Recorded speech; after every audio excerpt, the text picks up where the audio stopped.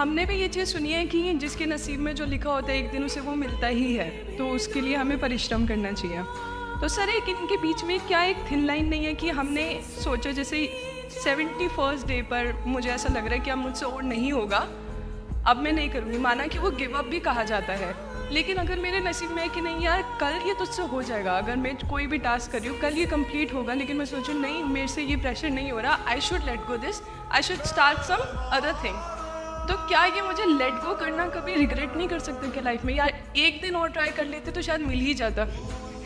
देखिए, जो नसीब का मामला है मेरे ख्याल से आपकी उम्र में नसीब को नहीं मानना चाहिए। दुनिया में किसी को नहीं पता कि नसीब है या नहीं, और है तो कितना है। सब तुक्का लगा रहे हैं, मैं भी तुक्का लगा रहा हूँ। ठीक, जो हार जाता है ना उसको तसल्ली देना बहुत ज़रूरी है, वरना वो जी नहीं पाएगा।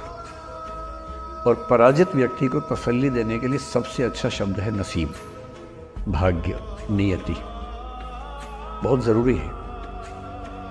और इसलिए एक उम्र के बाद गीता का सार पढ़ना बहुत ज़रूरी है। समझना पड़ता है कि सब कुछ हमारे हाथ में नहीं होता है, सच में नहीं होता है। पर इसका मतलब ये भी नहीं है कि सब कुछ किसी और के हाथ में होता है। अगर ऐसा होता तो बिना मेहनत करने वाले आईएएस बन जाते या कुछ भी बन जाते। ये हो सकता है कि आईएएस बनने के एग्ज़ाम में 10 ने मेहनत की, उनमें से 8 का हुआ, 2 का नहीं हुआ। पर ये नहीं हो सकता कि एक आदमी ने मेहनत नहीं की तो उसका आईएएस हो गया। बिना मेहनत के तो नसीब भी नहीं मिलने वाला है। इसलिए ये मान लीजिए कि कुछ ना कुछ चीज़ें हमारे कंट्रोल में नहीं है, लेकिन जितना कंट्रोल में है उस पर पूरी ताकत लगाएंगे, पूरा डिसिप्लिन रखेंगे, तो हम अपनी किस्मत सबसे अच्छी लिख पाएंगे। सबसे अच्छी मतलब बाकी सर मेरी जितनी अच्छी हो सकती है उतनी अच्छी लिख पाएंगे।